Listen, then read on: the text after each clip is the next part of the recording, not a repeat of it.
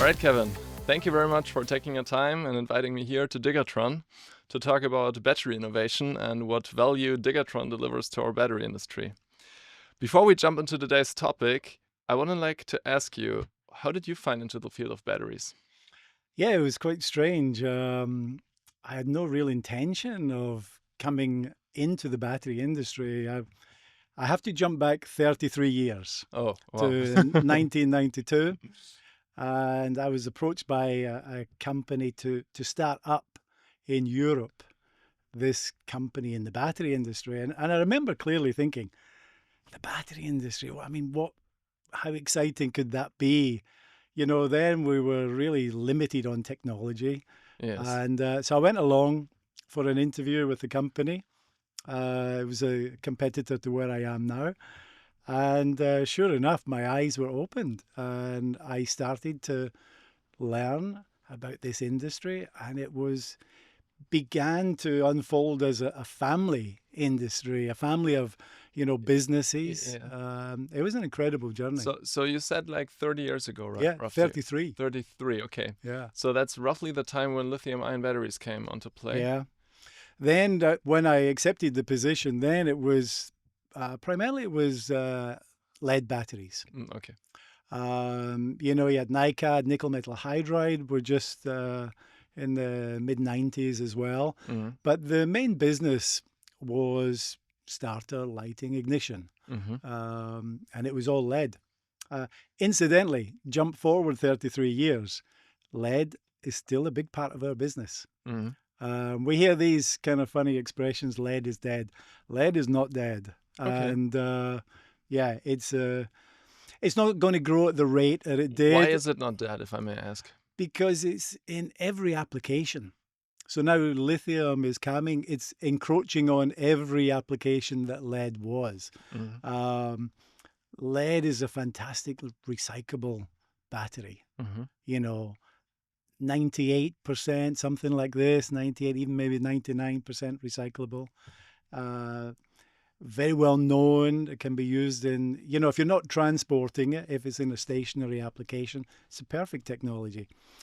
There will be no one chemistry takes everything. Mhm. So it's going to be a hybrid mix. It's going to be a mixture of lead, of lithium, and all the flavors of lithium as well.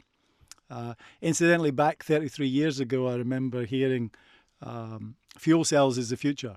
Mhm. And I still hear it today. It's still the future. So everything has its place and everything will find its place in time. But it will be a real mixture of chemistries. Okay.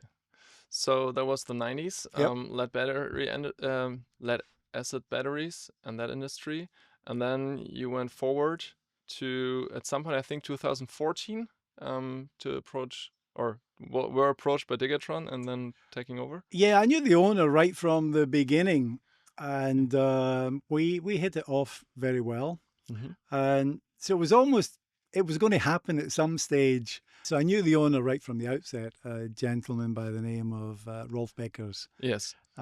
He's still the owner of the company today.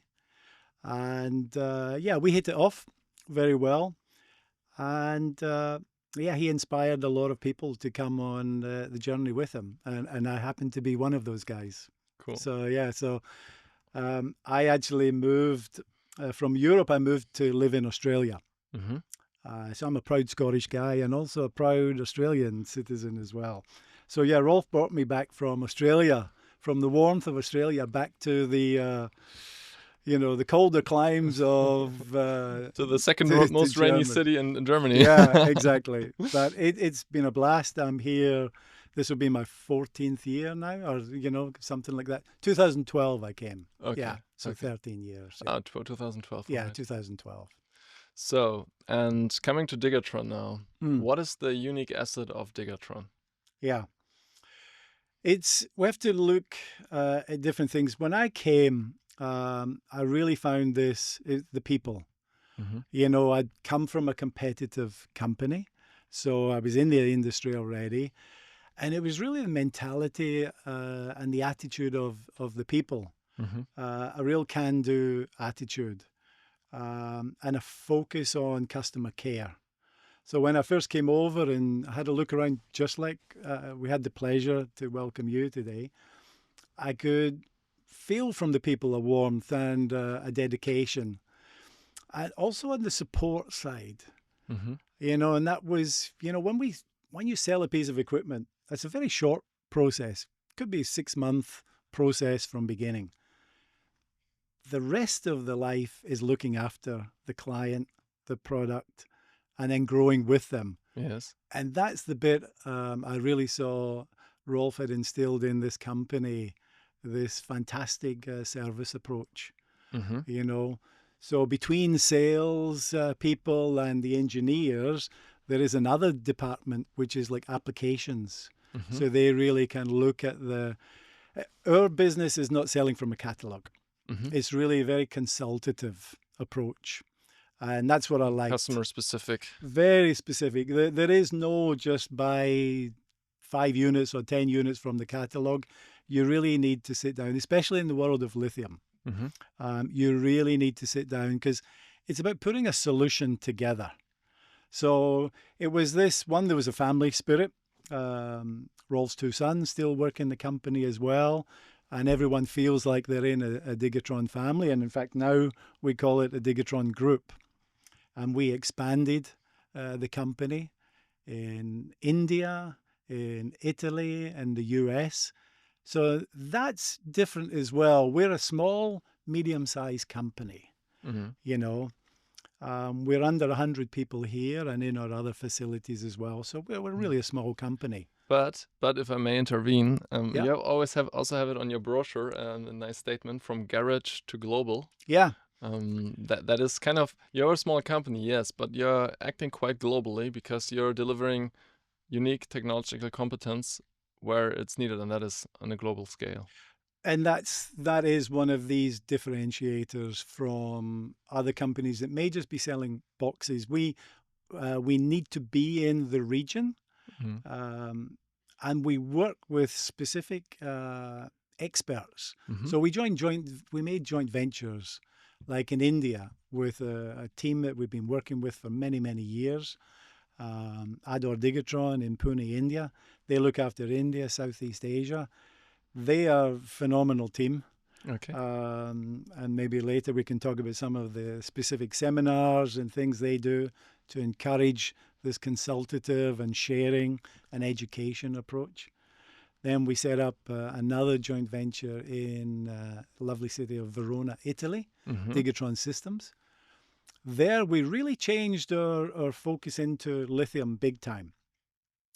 If I may, most people know us as power electronics, the tester people. Yes. And we were usually the first to the market with innovative new products. In 2019-20, we set up Digatron Systems, which went into the mechanical cell assembly, formation, aging, and testing arena. Mm-hmm. Very different to On what pilot we've... level, right? Pilot line for cell assembly, pilot, megawatt hour, and even gigawatt hour capability on formation. Okay. There we focus. We have a phenomenal team led by chap Marcello Fantoni. Phenomenal team that mechanically, what they can create from scratch in a Mm-hmm. consultative approach. And what that did, that took us as a group Mm-hmm.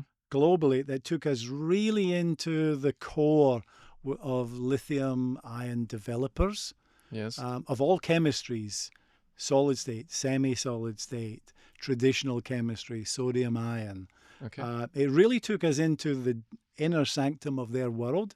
And from there, we can consult on pilot lines, Mm-hmm. production, and then testing. So that really completed the loop for us in the world to really understand where is lithium going, Mm-hmm. with so many chemistries. Is it iron phosphate? Is it NMC? So we needed to really get into that deeper space to help us grow our portfolio. Yeah. So just to summarize this, you are testing. I mean, your competence is revolving around testing, I would say, plus pilot line production on assembly and formation and end of line testing. Yes. and I think the equipment we now make for the pilot line, I say that really adds to our credibility and knowledge to bring complete solutions to clients. Yeah. Yeah, I'm curious to find out because I will visit Digatron You Systems in will, Italy. yeah, with soon. Marcello in Verona. And that's you're really going to see something very special, very different from here. You know, in the video you're going to show the good folks, your audience will see a glimpse of what we do here. Very electronic orientated. Yeah. When you go to Italy, you're going to see automation. You're going to see mechanics, and it's the speed we can respond. In Italy, you know, they're starting projects that even in the client's mind, they don't have a fixed solution how this should be. Okay. So we work with them, and I have to say also the same in India. Very fast pace, very fast moving to find solutions.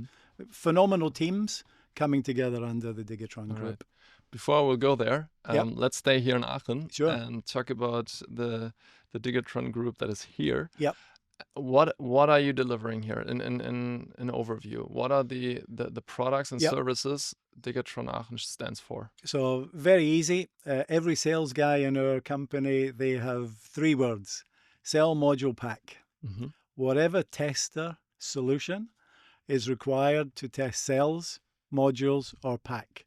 That's what we live and breathe, that type of equipment.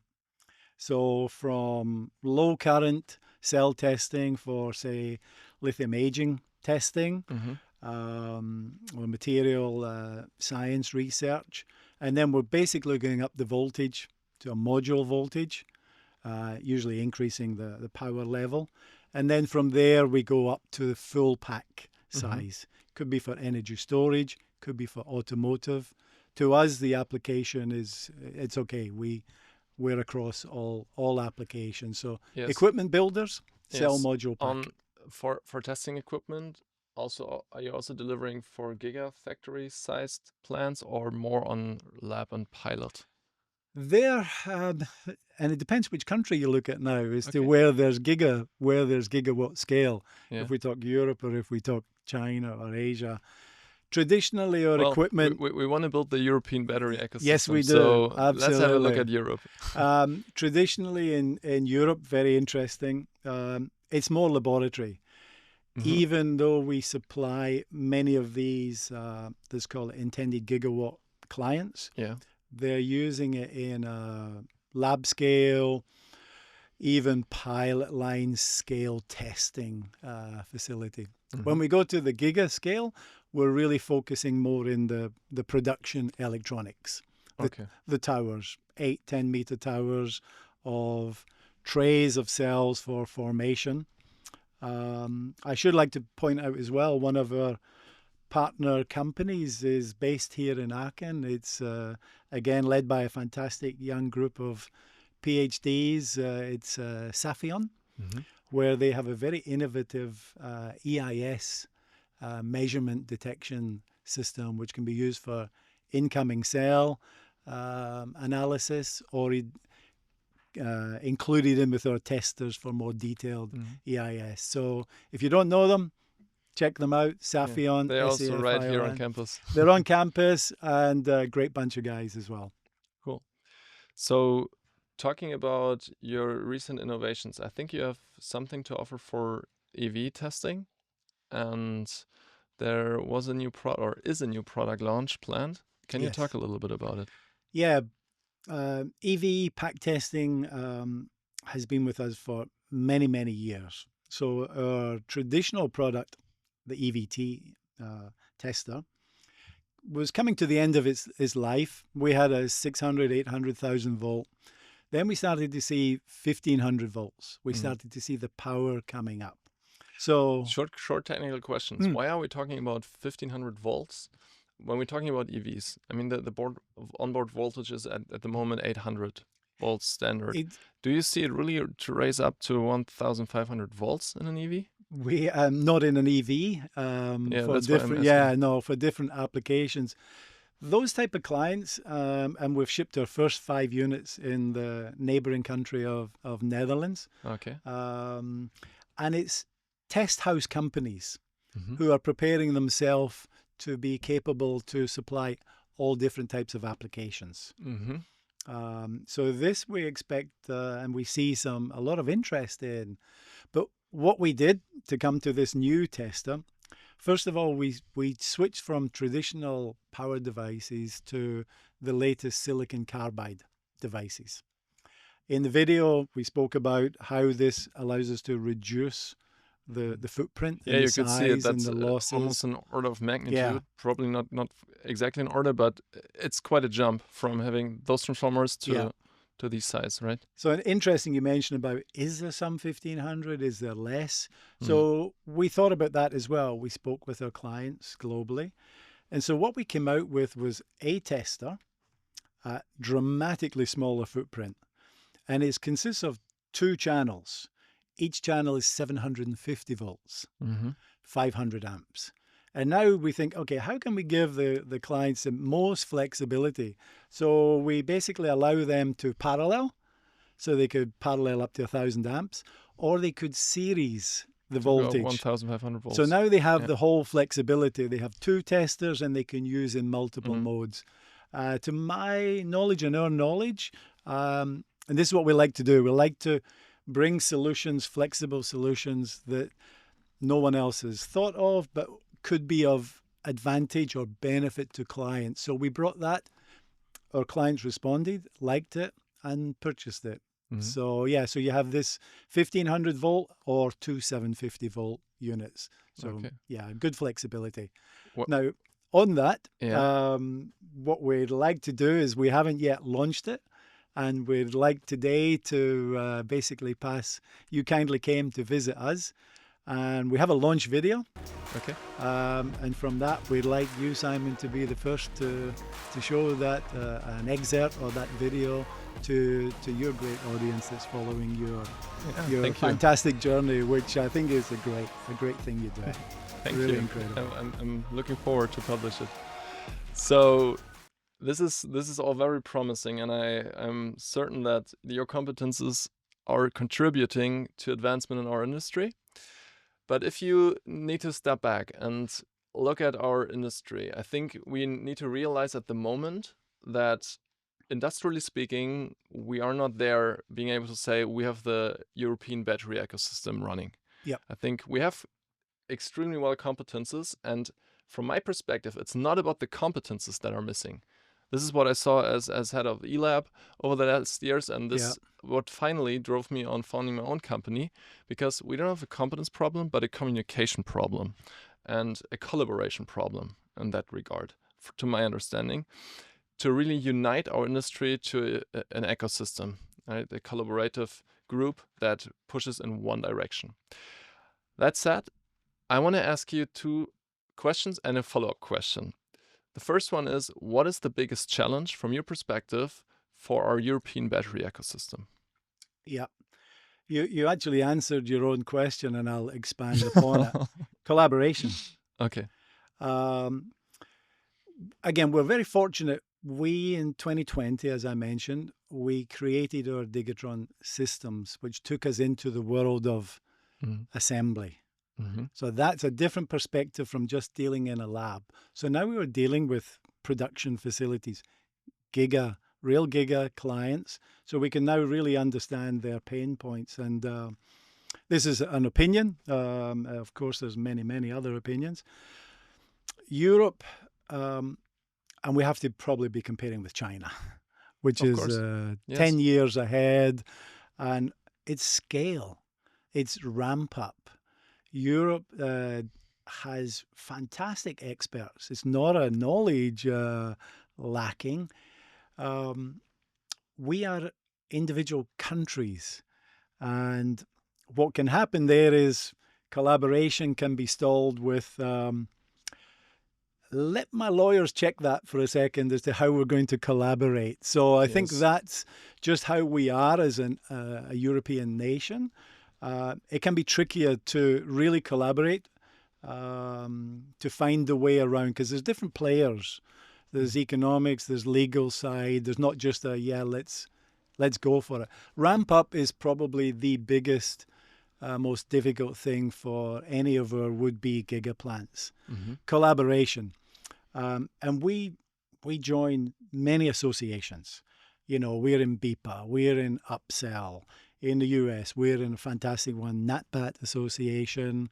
We work in other industries, CBI, Consortium Battery Innovation, BCI in the US.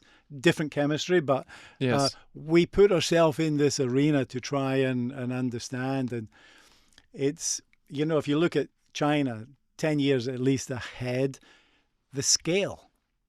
The scale, you go to, where we have Chinese clients, you go to their giga facilities, the road is 1 kilometer long to the plant, to get from building to building. Yes. The equipment, and we're equipment builders, the equipment innovation to go from lab, pilot line to giga is, again, radically different. It's a different mindset. So if you think you can just go from lab and pilot line to giga, you're going to have a ramp up issue. Yeah. And education. I've seen we're lucky we have a global audience for our business. I've been in many, many giga plants, and it's the knowledge. You can buy the line from anywhere. It's starting it up. It's the fine tuning. It's having the people who really get initialization, and our cell assembly lines we're doing, they're for qualification plants, cell validation plants, smaller scale, so they can get up to speed pretty quickly. Yeah. Okay, gotcha. So these were a lot of points. So to sum those up, collaboration is key. Yep. This is what I understand. Ramping up is our biggest challenge in Europe at the moment. And for that, I think those two act together. Yeah. If you would frame it positively in a short bullet point, what is the biggest potential to get there? Like, where can we leverage our actions to get on scale, to get on the velocity that we need? Just look at Europe, look at the positives that's happening in, if we take one example, the Battery Valley. North France. You've got, just to name a few companies, ACC, Verkor, Prologium. What's happening there, this is positive. The fantastic minds that are behind there are fantastic. The people are there. I think it still comes back to how we collaborate for the scale. The scale is how to get the price point right. Yes. Comes from scale. It's high volume, low margin business. So that's a fact. How do you get to that? How do you scale for that? How do you ramp for that? But Europe, it's the willingness. First of all, you have to be passionate about doing that. Yeah. And I believe that we have that in spades in Europe. Okay. That sounds good. And if you don't have the passion, you won't have the execution. So the passion exists. We will find a way. We will have to find a way. That's for sure. So yes, we make it happen. I will try to capture that passion on the further road trip and the road show, since I'm also planning to visit them. Yeah, super. And final question, short answer. If you have one wish, one advice that we would give to our industry, what would it be? Collaborate. All right. Thank you, Kevin, for this interesting and inspiring conversation and the visit. Looking forward to the next one. My pleasure. And again, I say I'm a big fan of what you're doing. I think it's fantastic to take this around so many clients. And wish you good luck as well. Thanks.